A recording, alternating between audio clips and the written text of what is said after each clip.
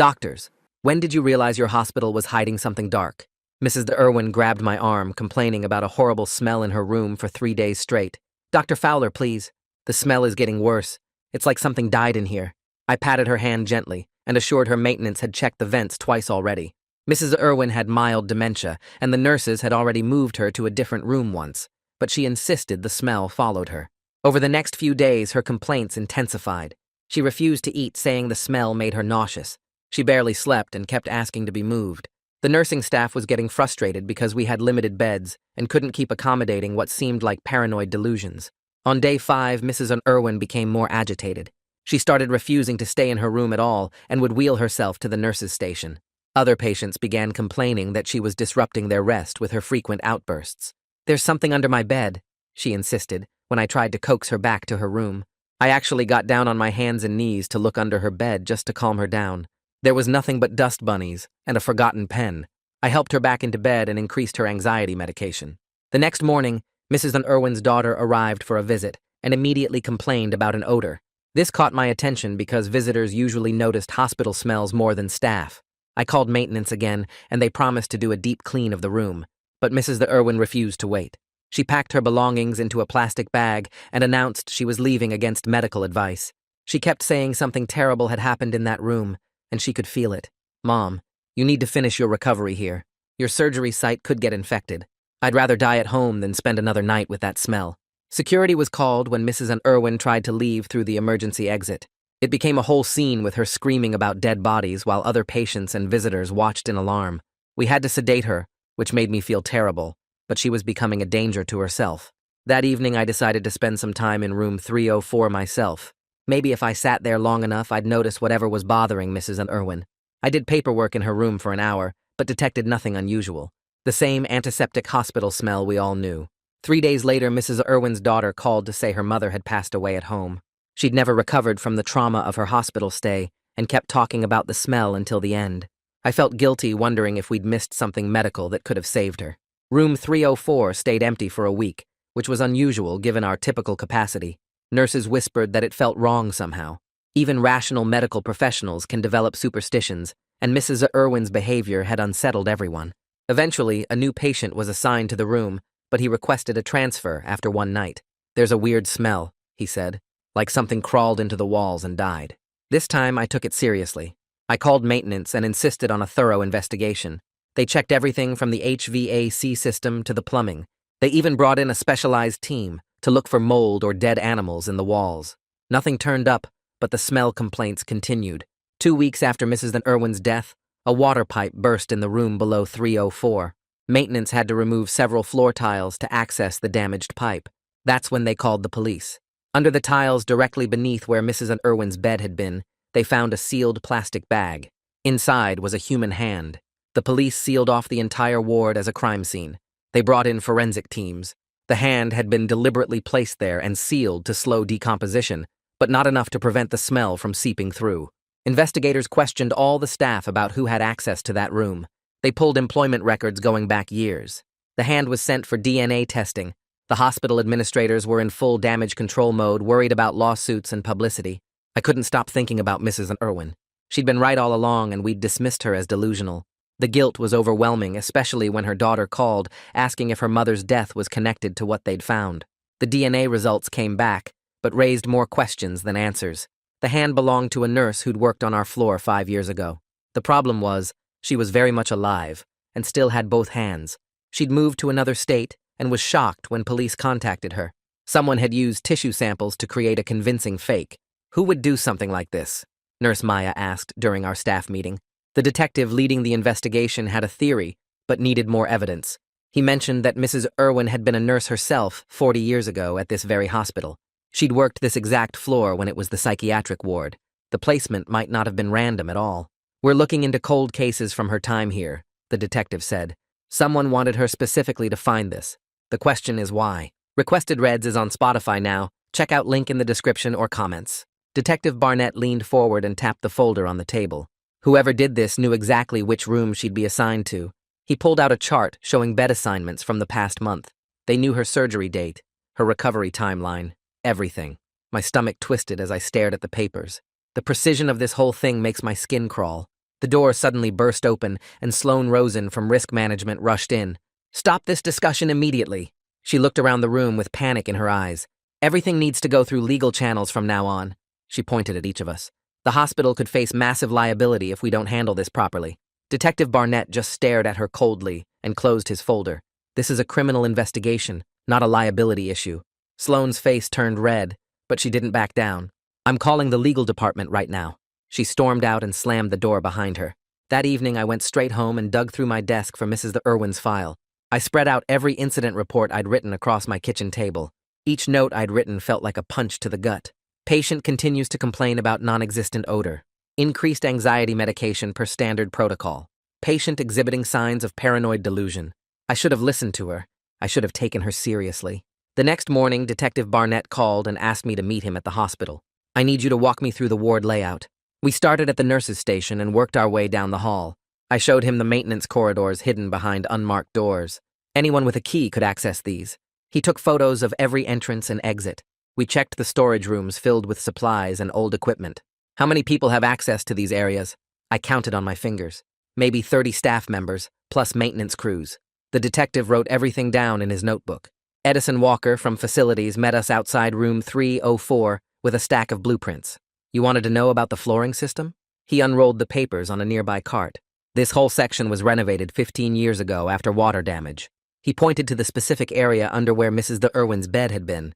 "The original tiles from the 80s are underneath the new ones." Detective Barnett studied the blueprints carefully. "I need all maintenance records going back 40 years. Edison nodded and said he'd pull everything from storage. Later that afternoon, Detective Barnett gathered us in the conference room again. "The DNA results are more complicated than we thought." He passed around a lab report. "The hand belongs to a nurse who worked here 5 years ago." Everyone started talking at once, but he held up his hand. "She's alive and still has both hands." The room went silent. Someone harvested her tissue samples or DNA from something she touched regularly. He looked around at our shocked faces. "This isn't just revenge, it's sophisticated planning."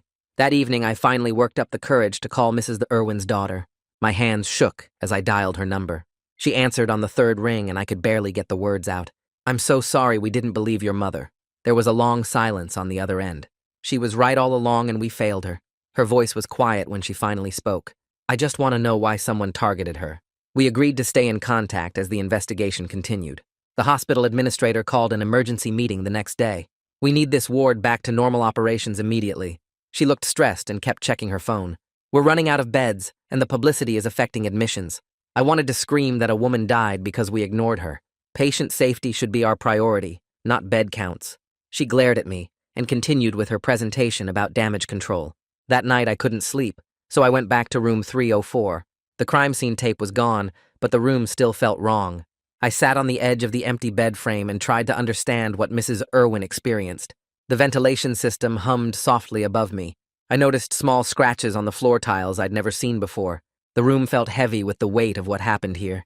Something terrible had occurred in this space, and Mrs. Irwin had sensed it. The next morning, Nurse Maya pulled me aside in the hallway. "I've been hearing things from the older staff." She looked around to make sure no one was listening.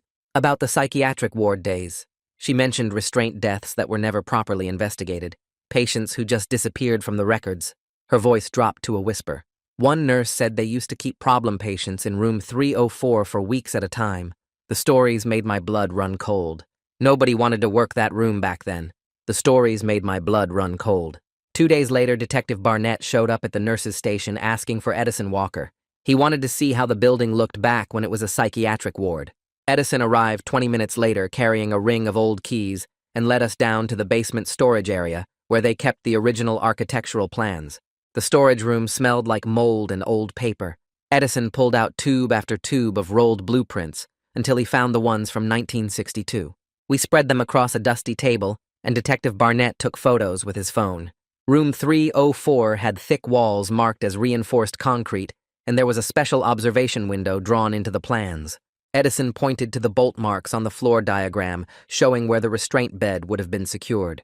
The detective measured the placement against his notes, and everything matched where we found the hand. That afternoon, my phone buzzed with an email from Sloane Rosen marked urgent and sent to all staff. She wrote that nobody was allowed to talk to police without a hospital lawyer present, and anyone who did would face immediate suspension. The nurses at the station were reading it too, and everyone looked nervous. Maya whispered that Sloan had been making calls all morning to the legal department. The next morning, Edison brought the blueprints to my office and spread them out on my desk. He showed me how room 304 used to have a reinforced door frame designed to withstand patient violence, and the observation window let staff watch without entering. The bed bolts were positioned exactly where Mrs. Irwin's hospital bed had sat, and the hand was buried right under where the restraints would have held someone's wrist. Edison said the precision couldn't be coincidence. During my lunch break, I grabbed a notebook and started mapping out everything that happened from when Mrs. Irwin first complained to when we found the hand. I wrote down dates and times and who was working each shift. The timeline showed her complaint started exactly 3 days after she was admitted to room 304. Someone knew she'd be placed there and planted the hand just before her arrival. The pattern was too perfect to be random. I tracked down the new patient who'd complained about the smell before his discharge. He was packing his belongings when I knocked on his door. I asked him to describe what he smelled, and he said it was sweet and rotten like meat left in the sun. That was exactly how Mrs. Irwin had described it. He said the smell got stronger at night and seemed to come from below the bed. His validation of her experience made my chest tight with guilt. Detective Barnett called a meeting that evening and revealed the hand wasn't even real human tissue. It was a sophisticated prosthetic made from medical-grade silicone, but someone had seeded it with actual DNA to fool the initial tests. Creating something like that would take serious medical knowledge and access to lab equipment. He said whoever did this had deep connections to the hospital and planned everything months in advance. Edison offered to show me the maintenance tunnels the next day so I could understand how someone accessed the space under 304. We met at 7 in the morning before the day shift arrived. He led me through a door marked Authorized Personnel Only and down metal stairs into the subfloor. The tunnels were narrow and filled with pipes and electrical conduits. Edison had to duck to avoid hitting his head on the low ceiling. We followed the main corridor until we reached the section under the patient rooms. Edison showed me 3 different access points someone could use to reach the space under 304 without being seen. The security cameras didn't cover any of these entrances. Someone who knew these routes could move through the building completely undetected. That afternoon, Sloan called me to her office and closed the door behind us. She sat behind her desk and started listing all the ways this investigation could destroy the hospital. She mentioned lawsuits that could reach millions and how the publicity would make people afraid to come here for treatment. Then she brought up 3 previous complaints the hospital had quietly settled over the years. She said getting too involved in this investigation would end my career here. Her hands were shaking as she talked, and I could see how desperate she was to contain this situation. Detective Barnett stopped by my office later with more information about the placement. He'd been studying the old psychiatric ward records and found that the plastic bag was buried exactly where the seclusion bed's restraint bolts would have been.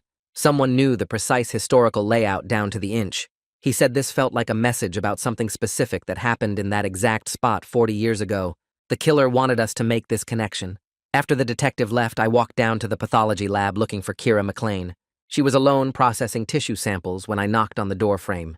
I asked if she could help me understand how someone could create such a convincing fake hand with embedded DNA. She dropped the slide she was holding and it shattered on the floor. While she cleaned up the glass, she said she'd look into what materials and techniques someone would need, but she had to be careful about it. Something about the way she avoided eye contact made me think she knew more than she was saying. 2 days later, Mrs. Irwin's daughter called me at work, just as I was finishing my morning rounds. She sounded tired and said she'd been going through her mother's old things from her nursing days. She told me her mom had worked the psychiatric ward here in the 80s and kept journals about it. Her voice got quiet when she described entries about patients being tied down for days at a time. She said her mother wrote about the screams that echoed through the halls at night. The worst part was how her mom never spoke up about what she saw happening. She'd written about feeling like a coward for staying silent when doctors gave too much medication. Mrs. Irwin's daughter said her mom carried that guilt for 40 years until she died. After hanging up, I walked straight to medical records and filled out a formal request for all incident logs from room 304. The clerk behind the desk looked confused when I asked for records going back to when it was a seclusion room. She said those would be in deep storage and might take weeks to pull, but she'd start the process. I signed every form she gave me and made copies for myself, just to be sure. That afternoon, Edison found me in the cafeteria and sat down with his lunch tray looking worried. He'd been thinking about the building's history and remembered something from 20 years ago. There'd been a huge flood in that wing when old pipes burst during winter. The whole floor had to be gutted and rebuilt over several months. He said crews had access to everything during reconstruction, including spaces that were usually sealed off. Someone could have hidden things or moved evidence during all that chaos. He pulled out his phone and showed me photos from the hospital newsletter about the flood damage. The next morning, Detective Barnett called to update me on his investigation progress. He'd been interviewing long-term staff and found a nurse who'd worked here 35 years. She told him about a patient who died in the early 80s under weird circumstances. The official report said natural causes, but nurses whispered it was from too many restraints and sedatives. She said nobody dared ask questions because you'd lose your job for challenging doctors back then. Detective Barnett said he was tracking down more people from that time period. Later that day, Sloane cornered me in the hallway and pulled me into an empty exam room. Her face was red, and she was breathing hard like she'd been running. She said she'd heard I was trying to contact retired staff, and that could get me fired immediately. She kept saying the hospital had procedures, and I was violating them by doing my own investigation. She grabbed my arm and said old employees might say things that weren't true just to get attention or money. I could tell she was scared about what they might reveal from the past. That evening I stayed late reviewing employee records and made an interesting discovery. The nurse whose DNA was on the fake hand had actually worked in room 304 all the time during her shifts. She'd been assigned to that room more than any other nurse on the floor. Someone had picked her tissue specifically to connect her to that exact space. The person who did this knew every detail about staff assignments and room histories. The next day, Kira stopped by my office looking nervous and closed the door behind her. She explained how someone could put DNA onto a fake surface to trick forensic tests. She said you'd need special equipment and chemicals that only labs would have. Her hands were shaking as she described the process and how much planning it would take. She kept looking at the door, like she was afraid someone would walk in and hear us talking. She said whoever did this had to have access to the pathology lab and know exactly what they were doing. After she left, I spent hours searching through old employee directories until I found Lori Bellamy's contact information. She'd been a psychiatric nurse here in the 80s and might remember Mrs. Irwin. I called her number, and at first she didn't want to talk to me at all. But when I mentioned Mrs. Irwin's name, she got quiet and then agreed to meet me for coffee. We met at a diner downtown the next morning where nobody from the hospital would see us. Lori was in her 70s with gray hair and tired eyes that had seen too much. She remembered Mrs. Irwin as one of the only nurses who was kind to the psychiatric patients. She said most staff treated them like animals, but Mrs. Irwin would sneak them extra food and blankets. Lori pulled out a napkin and started drawing the old layout of what became room 304. She showed me exactly where the metal bed frame was bolted to the floor for restraints. Patients would be tied down with their arms and legs spread out so they couldn't move at all. She marked 4 X's on the napkin showing where the bolts went into the concrete. The hand had been placed exactly where the left wrist restraint bolt would have been. She said patients would be left like that for days until their wrists and ankles were raw and bleeding. The placement of that fake hand wasn't random, but a message about what happened in that spot. That afternoon, Detective Barnett went to court to request all chemical restraint logs from the psychiatric ward in the 80s. The hospital lawyers showed up to fight it, saying those records were protected and too old to matter. But the judge sided with Detective Barnett and ordered the hospital to turn over everything. 3 days later, dozens of boxes arrived from off-site storage filled with yellowed papers and faded ink. The next morning, Sloane stormed into the records room where I was sorting through the boxes with Detective Barnett. She waved a stack of legal papers in our faces and said we couldn't look at anything older than 20 years without special court approval. Detective Barnett stood up slowly and stared at her with cold eyes. He pulled out his phone and called someone about getting a broader warrant if the hospital kept blocking the investigation. Sloane's face turned red as she listened to him describe her obstruction to whoever was on the other end. The tension in that small room made it hard to breathe. After she left, I kept digging through the papers while Detective Barnett went to meet with the judge. My hands were shaking as I opened folder after folder of old incident reports from the psychiatric ward days.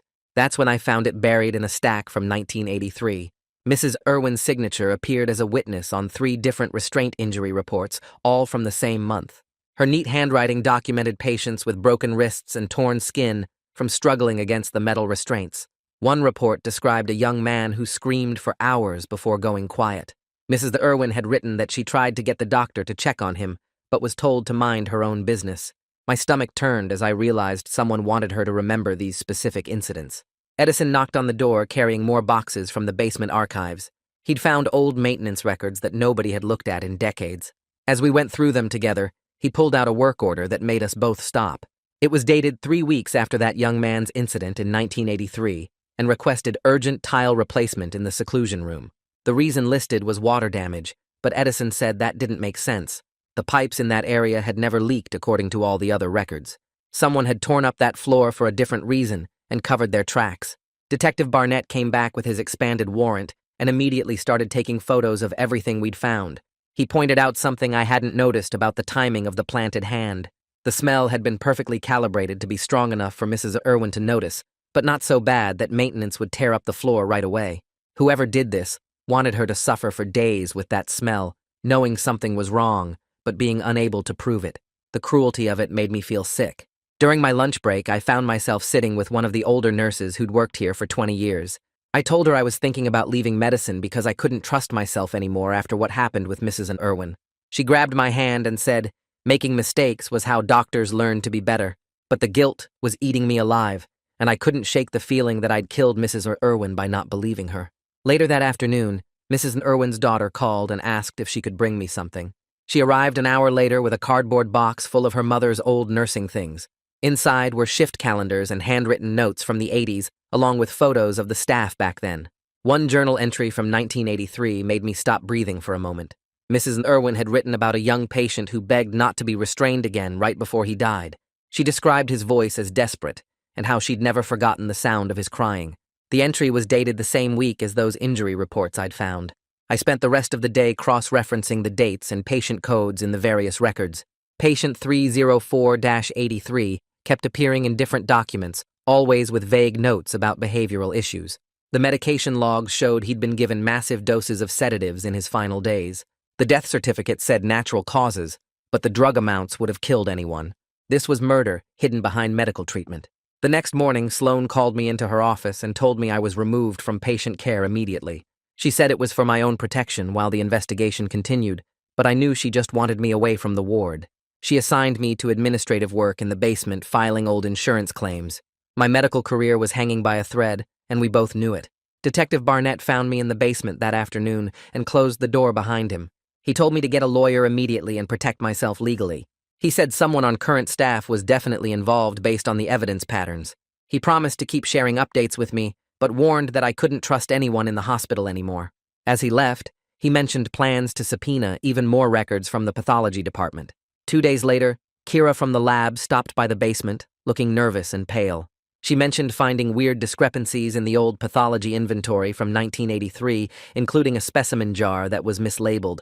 Her hands shook as she described having nightmares about what might be hidden in those old storage rooms. She kept looking over her shoulder like someone might be watching us. The guilt on her face was obvious as she talked about how the lab had always been sloppy with record-keeping back then. The next morning, I went straight to the security office and asked for badge access logs for the past 6 months. The guard behind the desk looked confused, but pulled up the records on his computer. I wanted to see who could get into the maintenance areas under the ward. The list was shorter than I expected, with only 12 names showing regular access.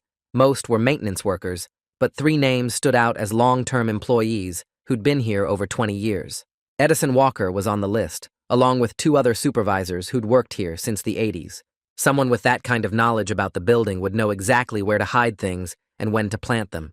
I printed the list and headed to meet Lori at a coffee shop downtown. She was already waiting in a corner booth, looking nervous and checking her watch every few minutes. When I sat down, she immediately started talking about Timothy, without me even asking. She said she'd always known something was wrong with how he died, but nobody would listen to a young nurse back then. The doctors had all the power, and questioning them meant losing your job and never working in healthcare again. She described watching them increase his meds every day until he could barely open his eyes. The restraints left marks on his wrists that got infected, but they just covered them with bandages and kept him tied down. She said the culture of silence was so strong that nurses would pretend not to see things just to keep their jobs. The same system that let them kill Timothy was the one that dismissed Mrs. Irwin 40 years later. Nothing had really changed except the methods got more subtle. Detective Barnett called while I was driving back to the hospital and told me he'd found something weird about the security system. The new electronic badges were supposed to be foolproof, but there was a gap in coverage. Anyone with an old master key from before the digital upgrade could still access certain areas without leaving an electronic trail. He'd checked the records and found that several veteran employees had never turned in their old keys when the system changed. The hospital just assumed everyone would use the new badges and forgot about the physical locks that still worked. This explained how someone could get to the subfloor without showing up on any logs. I sat in my car in the parking garage thinking about the DNA on that fake hand. It hit me that the hospital kept old employee health screening samples in the pathology archive for research purposes. Anyone with access to those files could harvest genetic material from dozens of former staff members. Blood samples, hair follicles, even saliva swabs from TB tests were all stored down there. The person who did this had probably been collecting materials for years, waiting for the right moment. Edison found me in the basement filing room that afternoon and closed the door behind him. He'd been mapping the building's service areas and discovered something nobody else knew about. There was a crawl space that connected directly to the area under room 304 with no cameras or security monitoring at all. It was part of the original construction from the 1940s and wasn't on any current blueprints. Someone who knew about that passage could move through the building like a ghost, planting evidence wherever they wanted. The entrance was hidden behind a utility panel that looked sealed but actually opened with the right tool. Detective Barnett got his warrant approved faster than expected and arrived with a team to search the pathology archive. The judge had agreed that something systematic was going on that required full investigation. Box after box of preserved samples came out of storage, some dating back 50 years. Old specimen jars with faded labels, tissue samples in formaldehyde, and forgotten evidence from cases nobody remembered anymore. The forensic team set up a processing area in an empty conference room and started cataloging everything. I went down to help organize the materials and found Kira already there. She'd been crying, and her eyes were red and puffy. She kept staring at specific shelves like she knew exactly what was hidden there. When I asked if she was okay, she just shook her head and whispered something about making things right. Her hands were shaking as she pointed out which boxes contained samples from the 80s. She knew way too much about what was stored where for someone who'd only worked here 10 years. Sloane pulled me into her office later that day and locked the door. She looked exhausted and defeated as she sat down across from me. She admitted the hospital had quietly settled 3 different whistleblower complaints in the past decade. All of them involved staff members who'd questioned patient care standards or reported suspicious deaths. She'd been the one negotiating the settlements and making sure nothing went public. Each time she convinced herself she was protecting the hospital's reputation, but really, she was just enabling more cover-ups.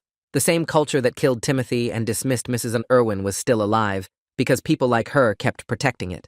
She handed me a folder with copies of the settlement agreements, finally ready to stop hiding the truth. Detective Barnett's team found what they were looking for in a box labeled for disposal, but never actually thrown away. The specimen jar had been mislabeled as educational materials, but inside was tissue preserved from patient 304-83. The DNA testing confirmed it was from Timothy, the young man who died in that room in 1983. Someone had kept pieces of him all these years like a trophy or evidence of what happened. Mrs. Irwin had been right to feel something dark in that room because a murder victim's remains were literally stored beneath the hospital. I found Kira in the break room that evening and sat down across from her. The guilt on her face was obvious now that I knew what to look for. I told her I knew she was involved somehow and that it was time to tell the truth. She broke down completely, sobbing so hard she could barely breathe. Between gasps, she admitted she'd known about Timothy's preserved tissue for years. She'd found it by accident while doing inventory and realized what it meant. The weight of keeping that secret had been destroying her from the inside. She started talking faster now, words spilling out like water from a broken dam. She told me how she'd found Timothy's tissue samples 5 years ago while doing routine inventory in the old storage area. The jar was mislabeled, but she recognized the patient code from cross-referencing old records. She'd spent months piecing together what happened to him back in 1983. The more she learned about the restraints and overdoses, the angrier she got. When she heard Mrs. Irwin was admitted to room 304, she saw her chance. She knew Mrs. Irwin had worked that floor during Timothy's death. She thought if Mrs. Irwin found evidence, people would finally have to listen. She'd taken DNA from an old hairbrush the nurse left behind years ago and used her lab access to create the fake hand. She'd snuck into the maintenance tunnels late at night and placed it under the floor tiles. She sealed it just enough to let the smell seep through slowly. She never thought Mrs. Irwin would die from the stress. She just wanted someone to investigate Timothy's murder after 40 years of silence. Her whole body shook as she confessed everything. Detective Barnett arrived within an hour after I called him. He listened to Kira repeat her confession while recording everything on his phone. He didn't interrupt or judge, just let her talk until she ran out of words. When she finished, he set down a cooperation agreement he'd already prepared. He said if she told them everything about the cover-up and who else knew, the prosecutor would recommend reduced charges. She signed immediately without even reading it, desperate to make things right somehow. The investigation shifted completely after that. Instead of hunting for a mysterious perpetrator, they were now exposing an entire system of cover-ups. Barnett's team started pulling records from dozens of suspicious deaths during the psychiatric ward era. Sloan called an emergency meeting that afternoon. She looked defeated as she stood at the conference table. She said the hospital needed to get ahead of this before it destroyed them completely. She'd been up all night with the legal team, and they all agreed that transparency was their only option now. The cover-up had become more dangerous than admitting the truth. She handed out packets outlining a new cooperation strategy with investigators. Even someone like her had limits to what she'd protect.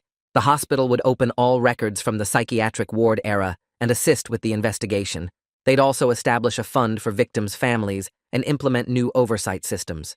She looked sick saying it, but she knew they had no choice anymore. I stepped out to call Mrs. Irwin's daughter before the news went public. My hands shook as I dialed her number. When she answered, I told her we'd discovered what really happened in that room. I explained about Timothy's murder in 1983 and how someone had planted evidence to expose it. I told her that her mother had been right all along about sensing something evil there. She started crying hard on the phone.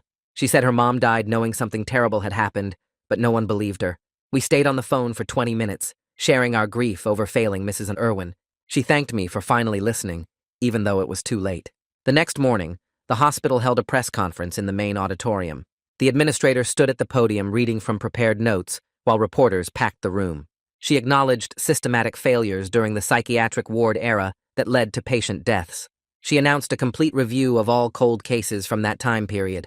Her voice cracked as she apologized to the families affected by decades of institutional silence. She looked genuinely sick, having to admit these failures publicly. Reporters shouted questions, but she stuck to her script. The hospital would cooperate fully with law enforcement and provide resources for a thorough investigation. They were also establishing new oversight committees to prevent future tragedies.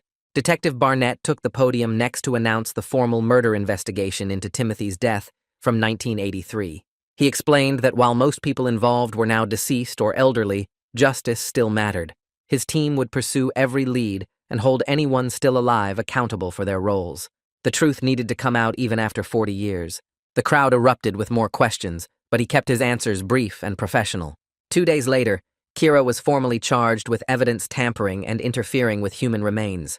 The judge released her on bail after she agreed to testify about everything she knew. She stood in the courtroom accepting responsibility, while also exposing the broader conspiracy. Her lawyer explained how she'd acted out of desperation to reveal a murder that everyone else had ignored. Some people in the gallery actually nodded with understanding. Her courage in confessing earned her some respect despite her crimes. The hospital called me into a disciplinary meeting that week. They gave me a formal reprimand for overstepping boundaries during the investigation. But in the same meeting, they asked me to join their new patient safety committee. They said they needed someone who'd learned the hard way about listening to patients. My career survived, but it was completely transformed. I'd never practice medicine the same way again. The hospital's legal team started settlement negotiations with both Mrs. Irwin's daughter and Timothy's surviving sister. They offered financial compensation, along with a formal apology program.